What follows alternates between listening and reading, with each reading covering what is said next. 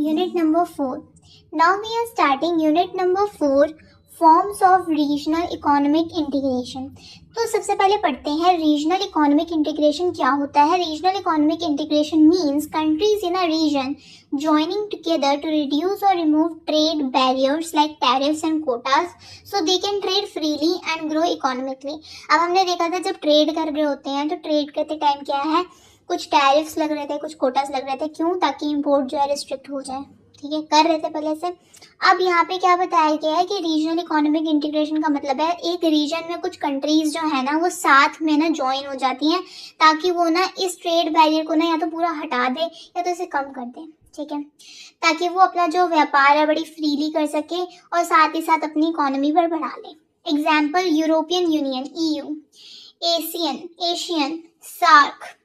अब इस इंटीग्रेशन का गोल क्या होता है, ताकि पहली तो बात कि हमें फ्री ट्रेड हो पाए. ठीक है, फ्री इजीली ट्रेड हो, फ्री ट्रेड हो, इकोनॉमिक कोऑपरेशन जो है वो इंक्रीज हो. ठीक है, मार्केट एक्सेस बढ़े, इम्प्रूव हो, and strengthen political and economic ties.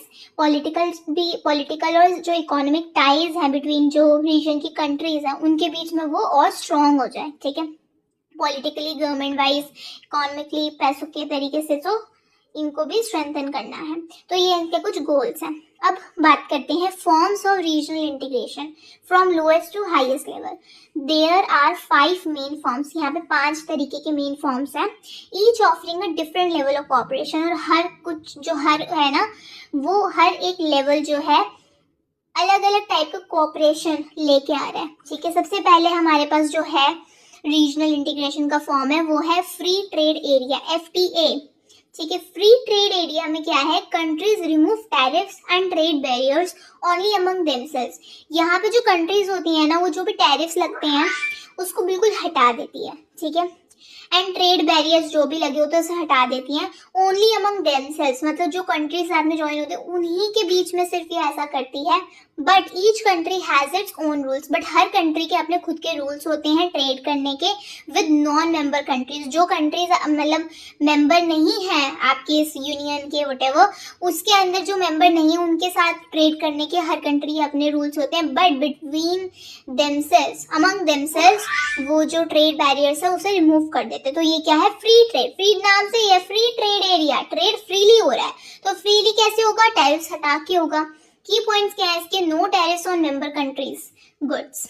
देखो जो मेंबर कंट्रीज हैं उनके सामान पे कोई टैरिफ नहीं लगेगा. Independent trade policies with non members. और जो नॉन मेंबर्स कंट्रीज हैं जो मतलब कंट्रीज नहीं है मेंबर इसकी, उनके साथ इंडिपेंडेंट ट्रेड पॉलिसीज आप जैसी मर्जी आपकी ट्रेड पॉलिसीज है वो बन सकती हैं. Most basic level of integration, ये इंटीग्रेशन का सबसे बेसिक लेवल है. एग्जाम्पल नेफ्टा. नाउ उसका बिटवीन USA, कनाडा, मेक्सिको. पहले नेफ्टा है बट उसको अब USMCA कह रहे हैं. उसमें का ये USA, कनाडा एंड मेक्सिको के बीच में. ठीक है, फिर हमारे पास सेकंड जो इंटीग्रेशन है वो है customs union. So free trade among members plus all members have the same external tariff policy towards non members. अब यहाँ पे क्या है, सेम चीज है जैसे पहले वाले में हो रहा था कि फ्री ट्रेड रहेगा among members countries. All members have the same external tariff policy. और जो मेंबर कंट्रीज है ना उन सबके पास ना सेम टैरिफ पॉलिसी उनकी बनी है. किसके लिए, जो नॉन मेंबर कंट्रीज के साथ जो आप ट्रेड करोगे उसके लिए जो टैरिफ पॉलिसी आपने बनाई है ना वो जितनी भी मेंबर कंट्रीज हैं उस यूनियन में उन सबकी सेम ही होगी. अगर एक कंट्री एक रीजन में अगर 5 कंट्रीज का यूनियन है एंड 1 कंट्री हैज कि ये वाला पॉलिसी है तो आपकी जो 4 पार्ट हैं उनका भी सेम ही पॉलिसी रहेगा. ठीक है, जो नॉन मेंबर कंट्रीज के साथ ट्रेड करने का. सो की पॉइंट्स इसके क्या है, free trade with in the group. मतलब ट्रेड जो ग्रुप के अंदर है वो फ्री रहेगा. ट्रेड व्यापार ट्रेड जो है वो फ्री रहने वाला है. Common tariff against outsiders. जो आउटसाइडर्स है जो मेंबर नहीं है ग्रुप के उन आउटसाइडर्स के लिए जो टैरिफ है ना वो सबके लिए कॉमन रहेगा. जितने भी मेंबर कंट्रीज हैं उन सबके लिए. Less flexibility than FTA. FTA में तो फ्लेक्सिबिलिटी ज्यादा थी बिकॉज आप इंडिपेंडेंटली वहाँ काम कर रहे हो. लाइक मेंबर कंट्रीज में तो कोई टैरिफ लगाना नहीं और जो बाहर के साथ है वो अपने आप कर सकते हो. बट यहाँ पे फ्लेक्सिबिलिटी कम रहेगी FTA से एक्सटर्नल पॉलिसी में. Example Mercosur, south America. Third हमारे पास जो है यहाँ पे economic integration that is common market. Customs union plus free movement of factors of production like labor, capital and services among member countries. Custom union है plus free movement रहेगा जो भी factor of production है, जैसे कि हमारे पास labour है, capital है, सर्विसेज है, जो भी मेंबर कंट्रीज है उसमें ये मूवमेंट इन चीजों का फ्री रहने वाला है. की पॉइंट्स, सेम ट्रेड रूल्स लगेंगे, ठीक है, प्लस फ्री मूवमेंट रहेगा पीपल और कैपिटल का. Helps in deeper economic integration, ये हमारे जो डीपर इकोनॉमिक इंटीग्रेशन में हेल्प करता है. Example European economic area EEA. Then fourth हमारे पास आ जाता है economic union, common market plus countries also share common economic policies like taxation, subsidies and monetary policies. यहाँ पे मार्केट कॉमन रहने वाली है और कंट्रीज जो है कॉमन इकोनॉमिक पॉलिसीज को शेयर करनी होंगी. सेम पॉलिसीज है लाइक टैक्सेशन की जो भी रिलेटेड है वो सेम है, सब्सिडीज, मॉनेटरी पॉलिसीज. की पॉइंट्स यहाँ पे फ्री ट्रेड रहेगा प्लस कॉमन एक्सटर्नल पॉलिसीज है, ठीक है. जो एक्सटर्नल पॉलिसीज है वो कॉमन है, ट्रेड फ्री है, फ्री फैक्टर का मूवमेंट है, कोऑर्डिनेशन ऑफ इकोनॉमिक पॉलिसी, जो इकोनॉमिक पॉलिसीज हैं उसका भी कोऑर्डिनेशन है, tax spending, closer integration, then common market. यहाँ पे क्लोजर इंटीग्रेशन है कॉमन मार्केट के कंपैरिजन में. Example European Union EU to a large extent. Okay, then हमारे पास नेक्स्ट आ जाता है political union, most advanced. Member countries become politically united. जो मेंबर कंट्रीज होती हैं, जो ग्रुप में मेंबर्स थी, वो पॉलिटिकली ना यूनाइट हो जाती हैं, साथ में आ जाती है विद अ सेंट्रल गवर्नमेंट, जिनकी एक ही गवर्नमेंट बन जाती है. पॉलिटिकली सबकी अपनी अपनी पॉलिटिक्स है, बट यहाँ पे क्या बात करी गई है, पॉलिटिकली वो साथ में आ गई हैं, सबकी एक सेंट्रल गवर्नमेंट है पूरे इंटायर ग्रुप के लिए. की पॉइंट्स क्या, वन सेंट्रल पॉलिटिकल अथॉरिटी है, एक ही पॉलिटिकल अथॉरिटी रहेगी सेंट्रल, एक ही करेंसी रहेगी, एक ही सरकार रहेगी, शेयर्ड लॉज रहेंगे, जो भी लॉज होंगे शेयर्ड होंगे. हाईएस्ट फॉर्म ऑफ इंटीग्रेशन है, सबसे हाईएस्ट फॉर्म है. एग्जाम्पल दिस इज रेयर, वैसे रेयर है. European union has elements of it. जो यूरोपियन यूनियन है उसके अंदर इसके एलिमेंट्स हैं पर ये पूरा नहीं है, ठीक है. तो समरी टेबल में समझते हैं कि हमारे पास देखो क्या क्या थे लेवल. फ्री ट्रेड एरिया था सबसे पहले, FTA, फिर कस्टम यूनियन, फिर कॉमन मार्केट, फिर इकोनॉमिक यूनियन, फिर political union. So free trade area में क्या था, ट्रेड रूल्स थे, ठीक है, ठीक है. और इसमें कॉमन एक्सटर्नल टैरिफ था, नहीं था. इसमें हमारे जो एक्सटर्नल टैरिफ्स हम लगाएंगे वो कॉमन नहीं है, इंडिपेंडेंट है. फैक्टर मूवमेंट भी इसमें इंडिपेंडेंट नहीं है, ठीक है. कॉमन पॉलिसीज नहीं है, पॉलिटिकल यूनिटी नहीं है. जब हम कस्टम यूनियन की बात करते हैं तो ट्रेड रूल्स सेम है, ठीक है. कॉमन एक्सटर्नल टैरिफ है इसमें है, कस्टम यूनियन में कॉमन एक्सटर्नल टैरिफ है. फैक्टर की मूवमेंट जो है उससे ईजी है, नहीं है. कॉमन पॉलिसीज क्या है क्या, नहीं है. पॉलिटिकल यूनिटी है, नहीं है. फिर जब हम कॉमन मार्केट की बात करते हैं तो ट्रेड रूल्स हैं, ठीक है. फिर कॉमन मार्केट में कॉमन एक्सटर्नल टैरिफ्स है, फैक्टर मूवमेंट है, इजी है. कॉमन पॉलिसीज है, नहीं है. पॉलिटिकल यूनिटी है, नहीं है. देन हम इकोनॉमिक यूनियन पे बात करते हैं तो ट्रेड रूल्स हैं, कॉमन एक्सटर्नल टैरिफ्स है, फैक्टर मूवमेंट इजी है, कॉमन पॉलिसीज है, पॉलिटिकल यूनिटी नहीं है. और लास्ट जो हमारे पास आता है पॉलिटिकल यूनियन, इसका नाम ही पॉलिटिकल आता है. यहाँ पे ट्रेड रूल्स भी हैं, कॉमन एक्सटर्नल टैरिफ भी लग रहा है, फैक्टर मूवमेंट बहुत इजी है, कॉमन पॉलिसीज भी हैं और पॉलिटिकल यूनिटी भी. यहाँ सरकारी सारी एक हो गई. सो अब हमारे पास नेक्स्ट टॉपिक है integration efforts amongst countries in Europe, north America and Asia. हम एक बार ये समझ लें कि इकोनॉमिक इंटीग्रेशन क्या होता है. When countries come together to form a regional group, जब कंट्रीज साथ में आगे एक रीजनल ग्रुप बनाती हैं फॉर म्यूचुअल इकोनॉमिक बेनिफिट्स, साथ में ही इकोनॉमिक बेनिफिट्स को लेने के लिए, जैसे कि free trade, investment, cooperation and shared policies. इसी को हम क्या कहते हैं, रीजनल इकोनॉमिक इंटीग्रेशन. मतलब कंट्रीज ने साथ में आके एक ग्रुप बनाया सिर्फ इसलिए ताकि उनको साथ में बेनिफिट मिल सके. Now let's study them in happening in three major regions. तो तीन मेन रीजन्स में कैसे ये इकोनॉमिक इंटीग्रेशन हो रहा है ये समझते हैं. सबसे पहले यूरोपियन यूनियन EU. तो ये EU क्या है? The European Union is a political and economic union of 27 European countries.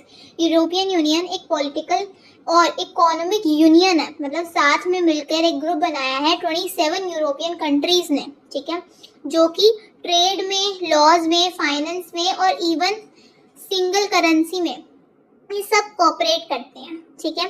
Single इनकी करेंसी चलती है यूरो बहुत सी कंट्रीज में. बैकग्राउंड इनका क्या है, इन्होंने स्टार्ट किया था 6 कंट्रीज के साथ 1957 में as the European Economic Community EEC, later expanded and renamed as European Union. बाद में इन्होंने इसको एक्सपैंड कर दिया और इसका फिर से नाम क्या रखा, यूरोपियन यूनियन इन 1993 में ये करा किसके साथ,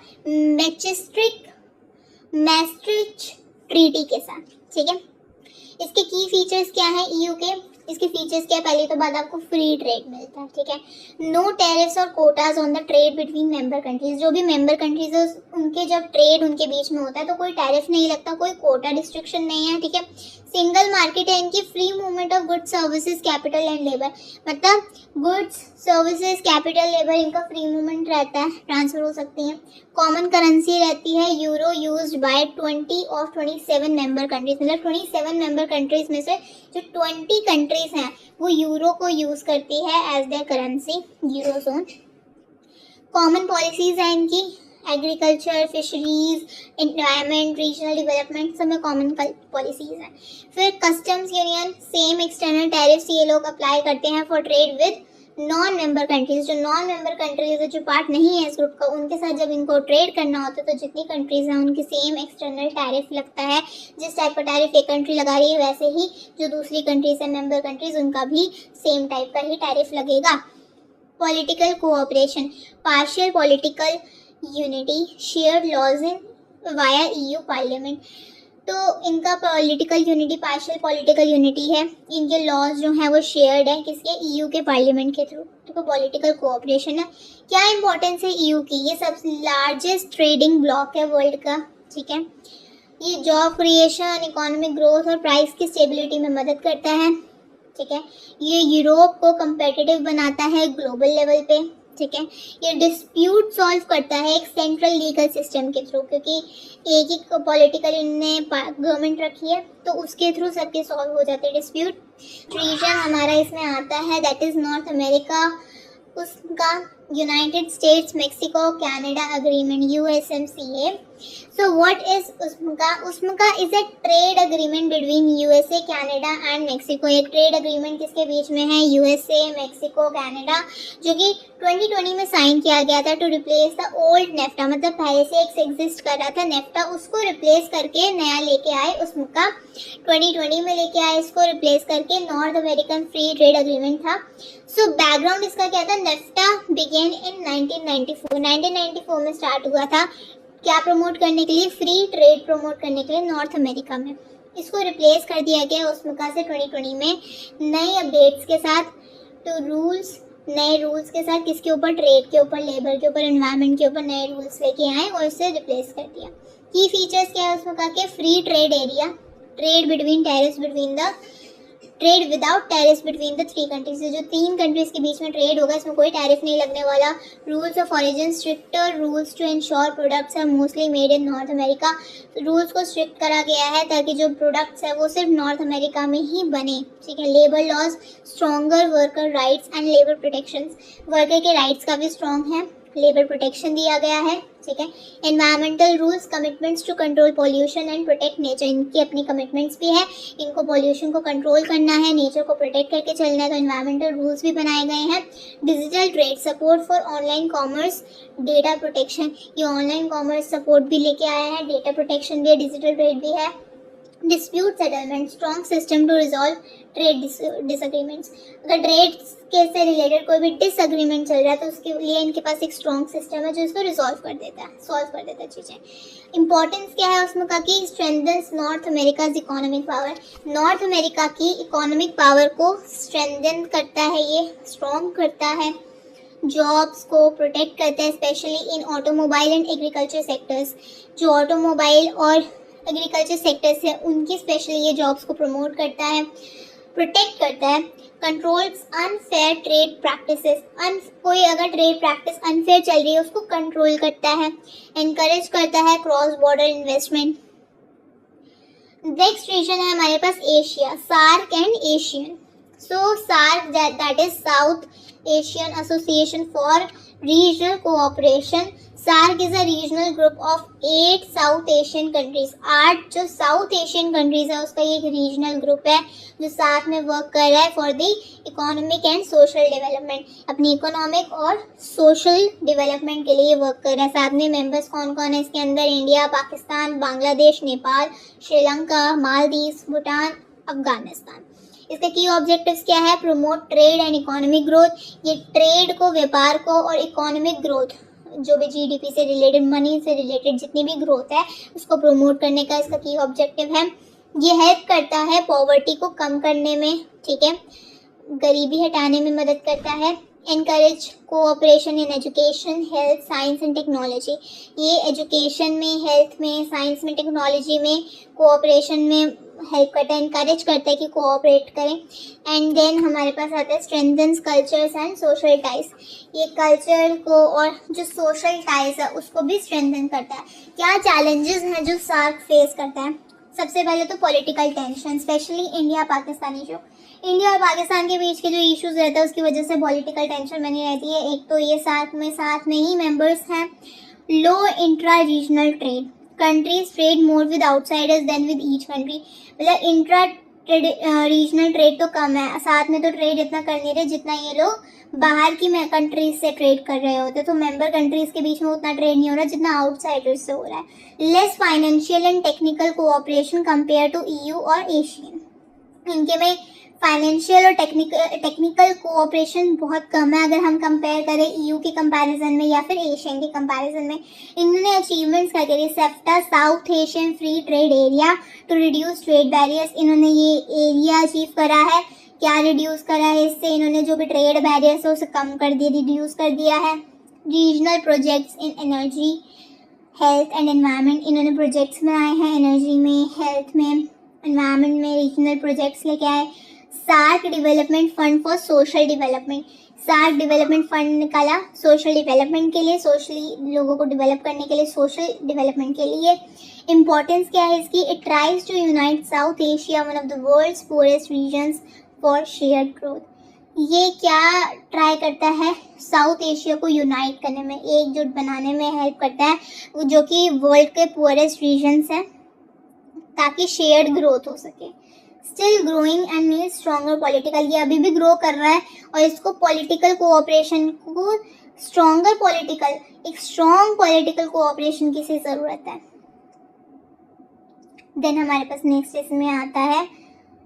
सो एशिया के अंदर हमारे पास सार्क एंड एशियन है. तो हमने सार्क पढ़ लिया. अब हम इसमें पढ़ते हैं नेक्स्ट जो है हमारे पास है वो है Asian. So Association of Southeast Asian Nations. Asian is a strong regional group of 10 Southeast Asian countries. Asian जो है एक रीजनल ग्रुप है, इसमें 10 साउथ ईस्ट एशियन कंट्रीज हैं that focuses on economic growth. इनका फोकस किस पे? इकोनॉमिक ग्रोथ पे है, पीस पे है, शांति रहे और रीजनल की स्टेबिलिटी बनी रहे. सो इनके मेंबर्स कौन कौन सी कंट्रीज हैं? Indonesia, Malaysia, Thailand, Singapore, Philippines, Vietnam, Brunei, Laos, Cambodia, Myanmar. Key features क्या हैं एशियन के? फर्स्ट है free trade agreement. ASEAN free trade area AFTA reduces tariffs between members. जो मेंबर्स कंट्रीज हैं उनके बीच में टैरिफ्स रिड्यूस कर दिया जाता है. Common goal sustainable development, innovation, digital goal growth. इनके कॉमन गोल्स हैं सस्टेनेबल डेवलपमेंट के लिए, इनोवेशन के लिए, डिजिटल ग्रोथ से related. Peace and security, non interference and peaceful dispute resolution. इनके में क्या कि नॉन इंटरफेरेंस रहना है और पीसफुल डिस्प्यूट रेजोल्यूशन है. पीसफुली कोई भी डिस्प्यूट है तो उसको पीसफुली कहीं ना कहीं सॉल्व किया जा रहा है. Partnership, strong ties with India, China, Japan and others, Asian plus. इनके टाइज भी स्ट्रॉन्ग है. किस किस के साथ? इंडिया कंट्री के साथ, चाइना के साथ, जापान के साथ and other countries, Asian plus. Achievements इन्होंने क्या क्या लिए हैं? फास्टेस्ट ग्रोइंग इकोनॉमिक ब्लॉक है इन एशिया. एशिया के अंदर ये फास्टेस्ट ग्रोइंग इकोनॉमिक ब्लॉक है.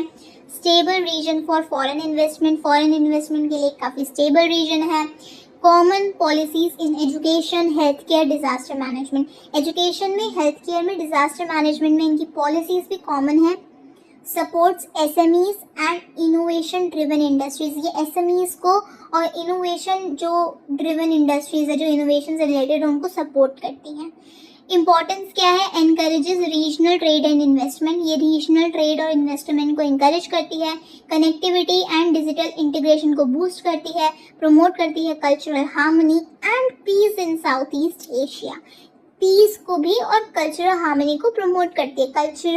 कल्चर से रिलेटेड हार्मनी साथ में काम कर रहे हैं। साउथ ईस्ट एशिया में इनका बेसिक कहीं ना कहीं पीस का ज़्यादा आ रहा है। सो कंक्लूजन क्या है कि वाई इज इंटीग्रेशन इम्पोर्टेंट? जब हम इंटीग्रेशन की बात करते हैं तो ये इम्पोर्टेंट क्यों है? क्योंकि ये इकोनॉमिक ग्रोथ एंड डेवलपमेंट को प्रमोट करता है।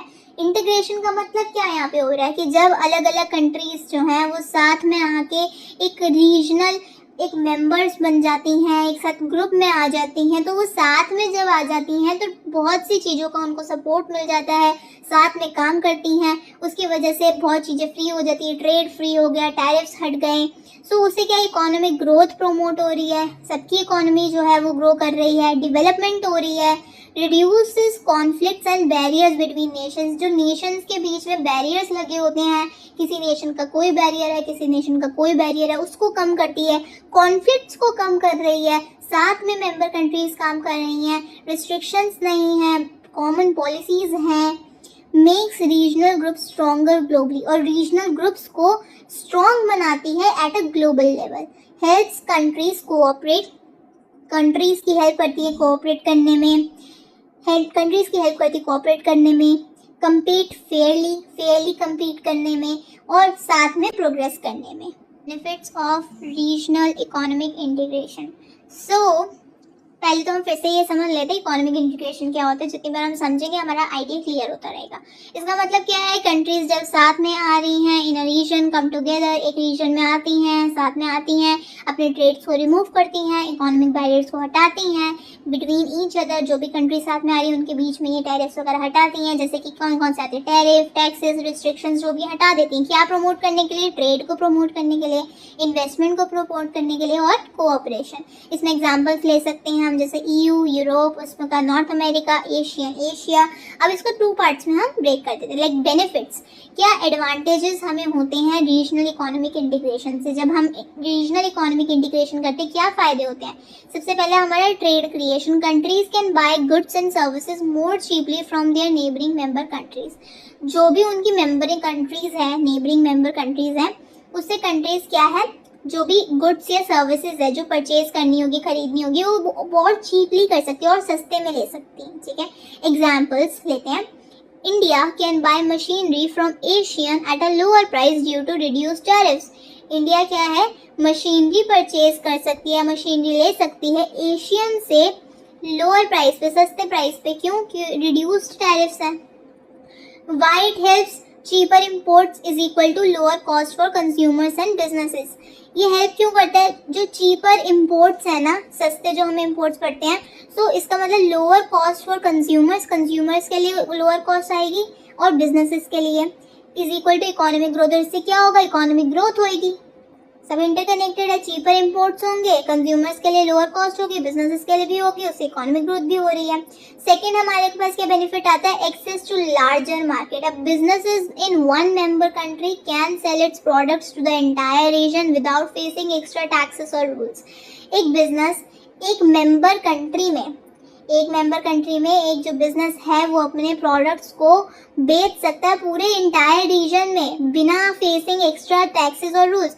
ना उसको एक्स्ट्रा टैक्सेस फेस करने पड़ेंगे, ना रूल्स रिस्ट्रिक्शंस फेस करनी पड़ेगी, बट वो पूरे रीजन में तब भी बेच सकता है। तो उसको इससे बेनिफिट हो रहा है, उसे एक लार्जर मार्केट का एक्सेस मिल रहा है। Example, a French company can easily sell in Germany और स्पेन। EU एक फ्रेंच कंपनी जो है वो जर्मनी या फिर स्पेन में ईजिली अपने प्रोडक्ट्स को सेल कर सकती है। EU के पार्ट है। क्यों ये हेल्प करता है? ज़्यादा कस्टमर, ज़्यादा सेल, ज़्यादा प्रॉफिट। अभी कैसे हेल्प कर रहा है? जितने ज़्यादा कस्टमर्स होंगे उतना ही हमारी सेल्स होंगी, उतनी हमारी बिक्री होएगी। जितनी ज़्यादा हमारी सेल्स होगी उतना ज़्यादा हमारे को फ़ायदा होगा, प्रॉफिट होगा। थर्ड हमारे पास बेनिफिट आता है increase in investment. Investors feel more confident to invest in a stable and united economic zone. अब इन्वेस्टमेंट भी बढ़ती है। इन्वेस्टर्स जो है वो ज़्यादा कॉन्फिडेंट किस में होंगे इन्वेस्ट करने में, जो ज़्यादा स्टेबल है, जो ज़्यादा यूनाइटेड इकोनॉमिक जोन है। इन्हें पता है यहाँ पे यूनिटी ज़्यादा है, स्टेबल भी है, तो वहाँ पे इन्वेस्टर्स इन्वेस्ट करना सही समझेंगे। Example, ASEAN attracts foreign investors due to its trade friendly environment. ASEAN जो है वो फॉरेन इन्वेस्टर्स को अट्रैक्ट करता है अपनी तरफ, क्यों? क्योंकि इनकी जो एनवायरनमेंट है वो ट्रेड फ्रेंडली है, बहुत फ्रेंडली है ट्रेड के लिए। क्या ये कैसे हेल्प करता है, क्यों हेल्प करता है? ब्रिंग्स न्यू टेक्नोलॉजी, ये नई टेक्नोलॉजी को लाता है, ठीक है, कैपिटल लाता है एंड जॉब्स लेके आता है। देन हमारे पास नेक्स्ट है benefit, better use of resources efficiency. Each country focuses on what it does best and trades for the rest. हर कंट्री जो है वो किस पे फोकस करती है कि वो सबसे बेस्ट क्या कर रही है उस पे, और जो चीज़ नहीं इतना खास होती वो ट्रेड कर लेती है बाहर से। ट्रेड किसके लिए कर देती है? For the rest. जो अच्छा करी उस पर फोकस करती है, और जो नहीं वो बाहर से ट्रेड कर लेती है। कंपैरेटिव एडवांटेज का ये पार्ट है, ठीक है।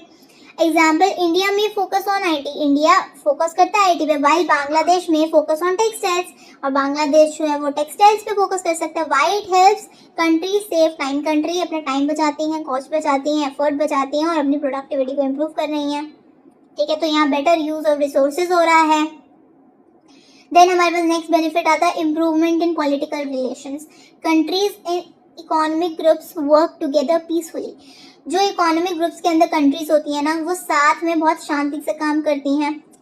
Reduces the chances of war और कॉन्फ्लिक्ट। इससे क्या होता है, कोई लड़ाई या फिर कोई कॉन्फ्लिक्ट के जो चांसेस होने भी होंगे वो भी कम पड़ जाते हैं, क्योंकि साथ में पीसफुली काम कर रही हैं। Examples, EU was originally form to avoid future wars in Europe. EU को बेसिक जो इनका ओरिजिनली इन्होंने बनाया ही क्यों था, वो इसलिए बनाया था कि भाई फ्यूचर में कोई वॉर्स ना हो यूरोप में, तो इन्होंने EU जनरेट कर दिया। White helps political stability and stronger diplomatic relations. क्यों हेल्प करता है? पॉलिटिकल स्टेबिलिटी रहता है और स्ट्रॉन्गर डिप्लोमेटिक रिलेशंस बनाता है। देन नेक्स्ट बेनिफिट हमारा क्या है, boost to employment and income. More trade and investment mean more job. देखो, ज़्यादा ट्रेड होगा, ज़्यादा इन्वेस्टमेंट होगी, इसका मतलब क्या है, ज़्यादा जॉब्स होंगी, specially in industries like manufacturing, transport etcetera. ज़्यादातर उन इंडस्ट्रीज़ में जो कि मैन्युफैक्चरिंग से रिलेटेड है, ट्रांसपोर्ट और भी होंगे। ये हेल्प क्यों कर रहा है, क्यों करता है? रेजेस लिविंग स्टैंडर्ड्स, ये लिविंग स्टैंडर्ड को बढ़ाता है और अनएम्प्लॉयमेंट को रिड्यूस करता है। नेक्स्ट बेनिफिट हमारा क्या है, consumer benefits. So consumer gets more variety, better quality and cheaper products due to competition. Competition की वजह से consumers को ज़्यादा से ज़्यादा वैरायटी के ऑप्शंस मिल पाते हैं, क्वालिटी अच्छी मिलती है और प्रोडक्ट्स भी सस्ते मिलते हैं। Why it helps improves consumer satisfaction, ये कंज्यूमर के सेटिस्फैक्शन को इम्प्रूव करता है और चॉइसेस को बढ़ाता है। अब जब बात करते हैं कॉस्ट की, डिसएडवांटेजेस की और रीजनल इकोनॉमिक इंटीग्रेशन। तो पहला डिसएडवांटेज क्या है, trade diversion. A country may buy goods from a member country even if a non member country offers it cheaper just to follow the agreement. Agreement को सिर्फ follow करने के लिए एक कंट्री को गुड्स खरीदने पड़ सकते हैं अपनी मेंबर कंट्री से, चाहे उसे नॉन मेंबर कंट्री उसे सस्ते में प्रोडक्ट दे रही हो, फिर भी आपको मेंबर कंट्री से लेना पड़ता है क्योंकि अग्रीमेंट है। Example, India may buy expensive sugar from SAARC country instead of cheaper sugar from Brazil.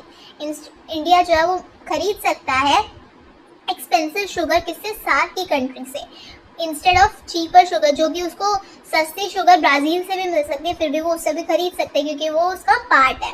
Y it's bad, क्यों ये बैड है, leads to inefficient trade and higher cost. ये इनएफिशिएंट ट्रेड लेके जाता है और कॉस्ट भी ज़्यादा लगती है। सेकेंड हमारे पास डिसएडवांटेज है loss of national control.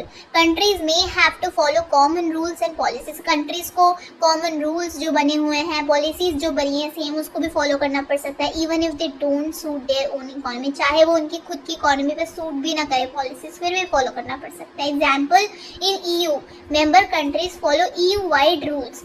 EU में क्या है, जो मेंबर कंट्रीज हैं उस रीजन की, उनको EU के वाइड रूल्स को फॉलो करना पड़ता है, जो कि कुछ कंट्रोल को लॉस कर देता है। क्यों ये बैड है, रिड्यूसेस अ कंट्रीज फ्रीडम। ये कंट्री के फ्रीडम को कम करता है, जो कि वो अपने खुद के इंडिपेंडेंट डिसीजंस बना सकता था, उसको कम करता है, उसको रिड्यूस कर देता है, मतलब उसको कंट्री की फ्रीडम को कम करता है। नेक्स्ट हमारे पास जो है डिसएडवांटेज है वो है unequal benefits. Stronger countries benefit more than a weaker once. जो स्ट्रॉन्ग कंट्री होगी उससे ज़्यादा बेनिफिट होगा जो कि वीकर वंस है उससे। एग्जाम्पल, इन Asian developed members like Singapore में बेनिफिट मोर देन कम्बोडिया। अब एशियन में मेंबर कंट्रीज में जो डेवलप्ड मेंबर्स हैं जैसे कि सिंगापुर, उसको ज़्यादा बेनिफिट हो सकता है कम्बोडिया से। क्यों ये बैड है? Can create imbalance and tension among member countries. अब ये मेंबर कंट्रीज के बीच में इम्बैलेंस क्रिएट कर सकता है, उनके बीच में टेंशन आ सकती है मेंबर कंट्रीज में। नेक्स्ट डिसएडवांटेज है threat to local industries. Local industries may not survive in competition. जो लोकल इंडस्ट्रीज हैं वो तो सर्वाइव ही नहीं कर पाएंगी इस कॉम्पिटिशन में with powerful foreign companies from other members countries. अब बहुत सी कंट्रीज साथ में मिलकर एक रीजन बनानी है, तो उसमें जो लोकल इंडस्ट्रीज हैं एक रीजन की या एक कंट्री की, वो तो सर्वाइव नहीं कर पाएंगी क्योंकि पावरफुल फॉरेन कंट्रीज जो हैं, फॉरेन कंपनीज जो है, फॉरेन की जो दूसरी कंट्री की कंपनीज हैं जो पावरफुल है, उसका जो कंपटीशन होगा तो उसमें वो कैसे सर्वाइव कर पाएंगी जो कि अदर मेंबर कंट्रीज की हैं। ठीक है, क्यों? Why it's bad leads to unemployment. Unemployment को ले जाता है and closure of small businesses. जो छोटे बिजनेसेस हैं वो ठप हो जाएंगे, बंद हो जाएंगे इसकी वजह से। देन नेक्स्ट डिसएडवांटेज है हमारे पास job loss in some sector. Some workers may loss job if their industry becomes uncompetitive in the integrated market. Integrated market में कुछ इंडस्ट्रीज अगर अनकम्पिटिटिव और कम्पीट नहीं कर पाई तो वहाँ के जो वर्कर्स हैं वो अपनी लॉस जॉब जो है वो खो देंगे। Why it's bad create social problems create करता है and need for retraining workers. और रिट्रेनिंग वर्कर्स की यहाँ पे ज़रूरत पड़ती है। रिट्रेनिंग वर्कर्स, तो यहाँ पे वर्कर्स को फिर से ट्रेन करने की भी ज़रूरत पड़ती है। नेक्स्ट हमारे पास डिसएडवांटेज है over dependence. Countries may become too dependent on the group or a powerful member country. अब कंट्रीज साथ में जब मिलकर काम कर रही है, मेंबर्स बन रही हैं, एक रीजन में आ रही हैं, तो कंट्रीज एक दूसरे पे डिपेंडेंट भी हो सकती हैं ज़्यादा से ज़्यादा। ठीक है, एक पावरफुल मेंबर कंट्री पे एक कंट्री भी डिपेंड हो सकती है, या तो ग्रुप पे हो जाएंगी कंट्रीज डिपेंडेंट, या पावरफुल मेंबर कंट्री पे भी हो सकती हैं। Y it's bad if the main country faces a crisis. अगर जो मेन कंट्री है उसमें क्राइसिस आ गया, द होल रीजन में सफ़र। क्योंकि आपने एक पावरफुल कंट्रीज ने एक पावरफुल मेंबर कंट्री है उस पर सारा डिपेंडेंस दे दिया, अब उसी में क्राइसिस आ गया मेन कंट्री में ही, तो जो पूरा रीजन है उसको सफ़र करने पड़ेगा क्योंकि पूरे रीजन के जो मेंबर कंट्रीज थे उनका कहीं ना कहीं डिपेंडेंस किस पे था? मेन कंट्री पे था। एग्जाम्पल, यूरोजोन क्राइसिस, यूरोजोन का क्राइसिस होगा। कंक्लूजन में हम देखते हैं regional integration brings many economic and political benefits. Regional integration से बहुत से इकोनॉमिक और बहुत से पॉलिटिकल बेनिफिट्स आते हैं, but it also comes with certain risk. But इसमें कुछ रिस्क भी आते हैं, कॉस्ट भी लगती है। इट वर्क्स बेस्ट व्हेन, ये बेस्ट कब वर्क करती है? जब countries are ready to cooperate. जब कंट्रीज जो हैं वो अपनी मर्जी से रेडी हैं, वो कोऑपरेट करने के लिए रेडी हैं। Benefits are fairly distributed. जो बेनिफिट्स आ रहे हैं वो सब में डिस्ट्रीब्यूट हो रहे हैं सही तरीके से, fairly. There is support for weaker members. जो वीकर मेंबर्स हैं उनके लिए सपोर्ट भी अवेलेबल है। ठीक है, उनको सपोर्ट दिया जा रहा है। टॉपिक है international economic organisations. These are global institutes that help promote trade, finance and economic cooperation among countries. ये global institutions हैं जो किस चीज़ में मदद करते हैं? ट्रेड जो है, व्यापार, फाइनेंस, पैसों से related, and economic cooperation countries के बीच में, उनको प्रमोट करने में ये ग्लोबल इंस्टीट्यूशंस मदद करते हैं। ठीक है, इंटरनेशनल इकोनॉमिक ऑर्गेनाइजेशन ये इंस्टीट्यूशंस हैं, ये कंट्रीज के बीच में trade, finance and economic cooperation को प्रमोट कर रहे हैं। ठीक है, 3 मोस्ट इंपॉर्टेंट ऑर्गेनाइजेशंस यहाँ पे कौन सी हैं? WTO, that is World Trade Organisation, World Bank, IMF, International Monetary Fund. सबसे पहले स्टार्ट करते हैं हम WTO से, वर्ल्ड ट्रेड ऑर्गेनाइजेशन। भाई ये WTO क्या है? WTO is the only international organisation that deals with the rules of trade between countries. जो हमने बात करी, इतनी देर से हम बात कर रहे हैं कि कंट्रीज के बीच में जो ट्रेड चल रहा है, अब यहाँ पे ये WTO का क्या काम है? ये एक इंटरनेशनल ऑर्गेनाइजेशन तो है ही, हमें पता है, पर ये डील किसके साथ कर रही है? जो कंट्रीज के बीच में ट्रेड है ना, उनके जो रूल्स बनाए गए हैं उसके साथ डील करती है ये। ठीक है, जो भी रूल्स ऑफ ट्रेड हैं कंट्रीज के बीच में, इट वाज एस्टैब्लिश्ड इन 1995। इसे 1995 में इसको एस्टैब्लिश किया गया था, इसको गैट को रिप्लेस करके गैट किया था, general agreement on tariffs and trade. Headquarters इनके कहाँ पे हैं? Geneva, Switzerland. मेंबर्स कौन है? ओवर 160 प्लस कंट्रीज, 160 से भी ज्यादा कंट्रीज इसके मेंबर्स हैं। गोल क्या है इसका? To help international trade flow freely, कि इंटरनेशनल का जो ट्रेड का फ्लो है वो फ्रीली चले, फेयरली चले और प्रिडिक्टिवली चले। समझ के आगे क्या होने वाला है, ठीक है। WTO के फंक्शंस क्या है? ये ट्रेड नेगोशिएशंस में मदद करता है। WTO organises discussions between countries to reduce tariffs. ये कंट्रीज जो हैं उनके बीच में जो है डिस्कशंस ऑर्गेनाइज करते हैं। एक ऑर्गेनाइज करवाती है डिस्कशन जिसमें कंट्रीज डिस्कस कर रही हैं, और उसमें ये क्या कंट्रीज में जो डिस्कशन करवाता है, किसके लिए करवाता है? टैरिफ को कम करवाने के लिए, टैक्सेस ऑन इम्पोर्ट्स, जो इम्पोर्ट्स पे टैक्सेस लग रहे हैं, रिमूव ट्रेड बैरियर्स को हटवाने में, और क्रिएट ग्लोबल ट्रेड एग्रीमेंट्स, और ग्लोबल ट्रेड एग्रीमेंट्स बनवाने में ये हेल्प करता है। फिर सेकंड इसका फंक्शन क्या है? Monitors trade policies. It reviews trade policies of member countries. जो मेंबर कंट्रीज एक रीजन में है उनकी जो ट्रेड पॉलिसीज है उसको ये रिव्यू करता है, to make sure everyone follows the rules. ये समझने के लिए और ये ध्यान देने के लिए कि भाई सारी जो मेंबर कंट्रीज हैं वो रूल्स को फॉलो कर रही हो। Settles trade disputes if two countries have a trade conflict. अगर दो कंट्रीज हैं उनमें कोई ट्रेड से रिलेटेड कोई कॉन्फ्लिक्ट हो गया, कोई बहसबाजी हो गई, सो WTO acts like a court. अब यहाँ पे जब कभी भी कोई कॉन्फ्लिक्ट हो जाता है, सो एक कोर्ट होता है, वहाँ पे आप केस करते हो। लाइक WTO यहाँ पे एक कोर्ट की तरह एक्ट करता है, और इसको रिजॉल्व करने के लिए ही कोर्ट की तरह एक्ट करता है। अगर कोई भी डिस्प्यूट हो जाता है, दो कंट्रीज के बीच में ट्रेड कॉन्फ्लिक्ट हो जाता है।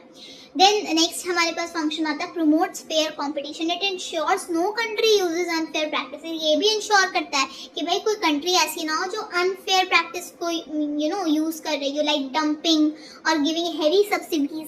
ठीक है, क्या डंपिंग कर रही है या फिर सब्सिडीज, हेवी सब्सिडीज प्रोवाइड कर रही है।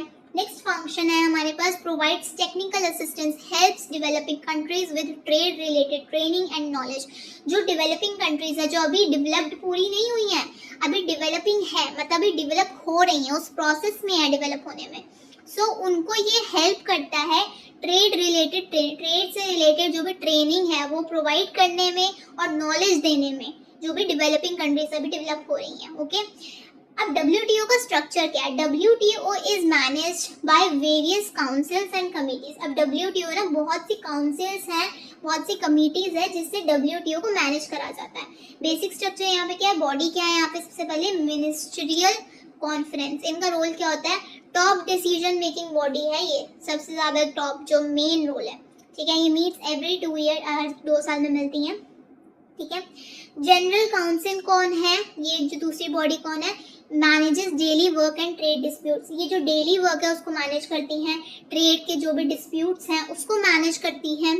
थर्ड बॉडी है dispute settlement body, handles trade conflicts. Trade में कोई भी जो कॉन्फ्लिक्ट हो गया उसको ये हैंडल करती है बिटवीन कंट्रीज के बीच में अगर कोई कॉन्फ्लिक्ट हो गया है तो उसको हैंडल करने में डिस्प्यूट सेटलमेंट बॉडी आती है। देन लास्ट हमारे पास है trade policy review body, review members countries trade policies. ये मेंबर जो कंट्रीज हैं, एक रीजन में मेंबर कंट्रीज हैं, उनकी जो ट्रेड की पॉलिसीज बनी है उसको रिव्यू करती है। तो बेसिकली कहीं ना कहीं जो नेम है उसी से उनका वर्क भी बताया गया है। ट्रेड पॉलिसी में ट्रेड पॉलिसीज चेक कर रहे हैं, डिस्प्यूट में डिस्प्यूट हैंडल कर रहे हैं, जनरल काउंसिल जो डेली वर्क कर रही हैं, ministerial conference minister top decision making है। अब बात करते हैं WTO का स्कोप क्या है। WTO covers a wide range of area. WTO एक वाइड रेंज एरिया का कवर करता है। इसमें कौन, जैसे कि हमारे पास क्या क्या है? Goods, industrial and agricultural products, services, banking, insurance, tourism etcetera, banking, insurance, tourism etcetera. Then हमारे पास आता है इंटेलेक्चुअल प्रॉपर्टी जैसे कि copyrights, trademarks, patents, dispute settlement, trade and development for poor countries. Poor countries को भी हमने फंक्शंस में देखा कैसे उनकी डेवलपमेंट के लिए उन्हें नॉलेज प्रोवाइड कर रहे हैं, ट्रेड रिलेटेड नॉलेज प्रोवाइड कर रहे हैं।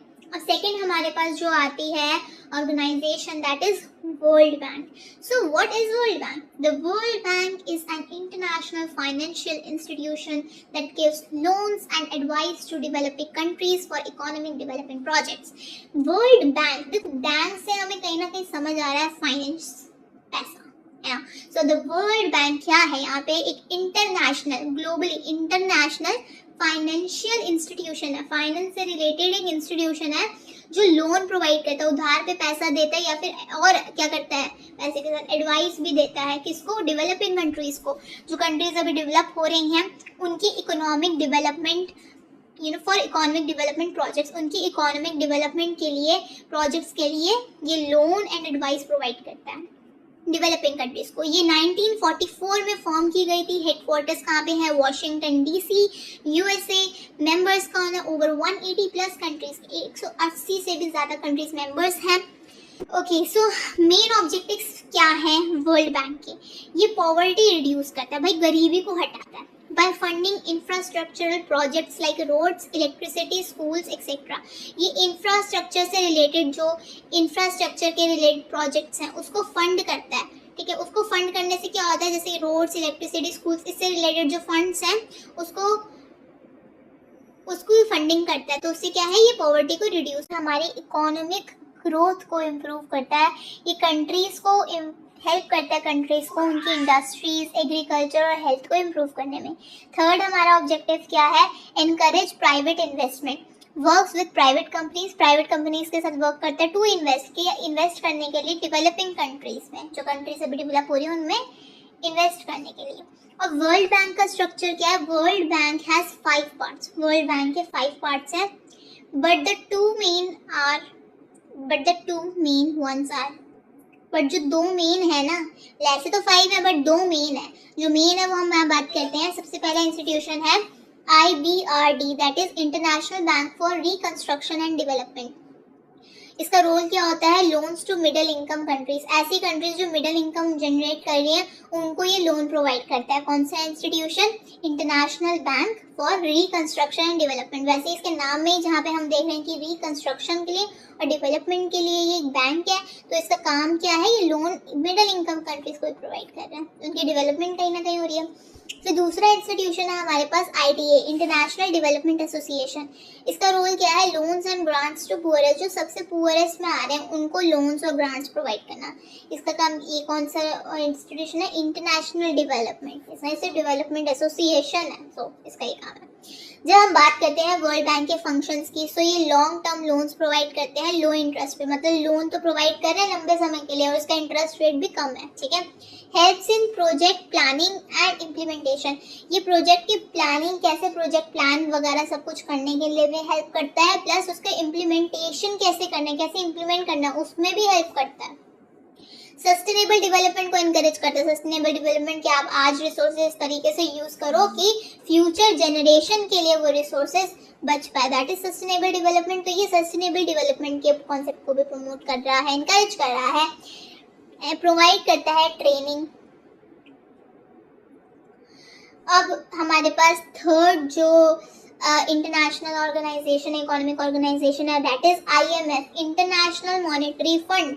अब ये IMF क्या है? एक ग्लोबल इंस्टीट्यूशन है that helps countries facing balance of payment problems और करेंसी क्राइसिस, जो BOP हमने पढ़ा था. सो अगर कोई कंट्री BOP से रिलेटेड प्रॉब्लम फेस कर रही है या फिर करेंसी में कोई क्राइसिस है, उसको ये हेल्प करता है. कौन? IMF, International Monetary fund. ये ग्लोबल इंस्टीट्यूशन है. ये प्रमोट करता है monetary corporation and financial stability. Financial stability को ये प्रमोट करता है, उसको कहीं ना कहीं लेके चलता है. और मॉनेटरी कॉर्पोरेशन कोऑपरेशन, ये 1944 में फॉर्म की गई थी. हेडक्वार्टर्स वॉशिंगटन में है, DC USA. Members 190 plus countries हैं. मेन फंक्शंस क्या है IMF के? मॉनेटरी कॉर्पोरेशन है, प्रमोट करता है corporation among countries regarding exchange rates and financial policies. जो कंट्रीज हैं उनके बीच में एक्सचेंज रेट के रिगार्डिंग या और फाइनेंशियल पॉलिसीज जो हैं उसके रिगार्डिंग कॉपरेशन को प्रमोट करता है, और साथ में काम करें, कॉर्पोरेट करके करें, ठीक है। फाइनेंशियल सपोर्ट, ये शॉर्ट टर्म लोन्स प्रोवाइड करता है, give short term loans to countries that have foreign exchange shortage और बैलेंस ऑफ पेमेंट प्रॉब्लम। ऐसी कंट्रीज जिसमें फॉरेन एक्सचेंज की शॉर्टेज है, कमी है, या फिर बैलेंस ऑफ पेमेंट की प्रॉब्लम्स हैं, उनको शॉर्ट टर्म बेसिस पे लोन प्रोवाइड करता है, ठीक है। मेंटेनिंग एक्सचेंज रेट स्टेबिलिटी, ये एक्सचेंज रेट की स्टेबिलिटी को मेंटेन करता है, monitors currency values and tries to prevent major fluctuation. Currency की वैल्यू को देखता है, मॉनिटर करता है, समझता है, और ये भी कोशिश करता है कि जो मेजर फ्लक्चुएशंस ना हो उसको बचाता है, प्रिवेंट करता है मेजर फ्लक्चुएशंस होने से, ठीक है, ज़्यादा फ्लक्चुएशंस ना हो रहे हो या कुछ। Monitoring global economy, keeps an eye on the global financial systems, ये ग्लोबल फाइनेंशियल सिस्टम पे नज़र रखता है, एंड पब्लिशेस रिपोर्ट्स, और रिपोर्ट को पब्लिश करता है। सो ये ग्लोबल इकोनॉमी को मॉनिटर करता है, ठीक है। फिफ्थ फंक्शन क्या है इसका, capacity building, provides training and technical advice to members countries, ये ट्रेनिंग और टेक्निकल एडवाइस प्रोवाइड करता है जो भी मेंबर कंट्रीज होती हैं, एक मेंबर कंट्रीज में आई होती हैं, और central banks and finance ministers, इन सबको क्या प्रोवाइड करता है, ट्रेनिंग एंड टेक्निकल एडवाइस, ठीक है। अब स्ट्रक्चर क्या है आईएमएफ का, बॉडी एंड रोल। सो सबसे पहली बॉडी क्या है, board of governors, main decision making body है ये, ठीक है, मेन डिसीजंस लेती हैं। एग्जीक्यूटिव बॉडी, एग्जीक्यूटिव बोर्ड, ये डेली ऑपरेशंस में काम करती हैं एंड लोन अप्रूवल्स में काम करती हैं। थर्ड बॉडी है हमारे पास मैनेजिंग डायरेक्टर, ये हेड ऑफ आईएमएफ है, ठीक है, elected by executive board, executive board ने जिन्हें इलेक्ट किया है वो है ये। अब हमारे पास समरी टेबल में हम बात करते हैं, तो हमने 3 ऑर्गेनाइजेशंस के बारे में पढ़ा। सबसे पहले क्या थी, WTO, ठीक है, इसका पर्पस क्या था, ग्लोबल ट्रेड रूल्स में प्रमोट करना, ठीक है, और कैसा सपोर्ट ये देती थी, ये ट्रेड रूल्स को हैंडल्स करती थी, डिस्प्यूट्स को हैंडल्स करती थी जो कंट्रीज के बीच में हो रहे हैं। वर्ल्ड बैंक जो हमने पढ़ा, ये पुअर कंट्रीज को डेवलप करने के लिए है, ठीक है, ये लॉन्ग टर्म लोन्स देती है डेवलपमेंट के लिए। फिर आईएमएफ हमने पढ़ा, ये फाइनेंशियल स्टेबिलिटी को मेंटेन करता है, ये शॉर्ट टर्म लोन प्रोवाइड करता है। हमने देखा कि वर्ल्ड बैंक लॉन्ग टर्म कराता है और आईएमएफ जो है शॉर्ट टर्म लोन प्रोवाइड करता है, करेंसी को फिक्स करने के लिए, या बीओपी के कोई भी इश्यूज है तो उसको फिक्स करने के लिए, ठीक है। So this was it in unit number 4।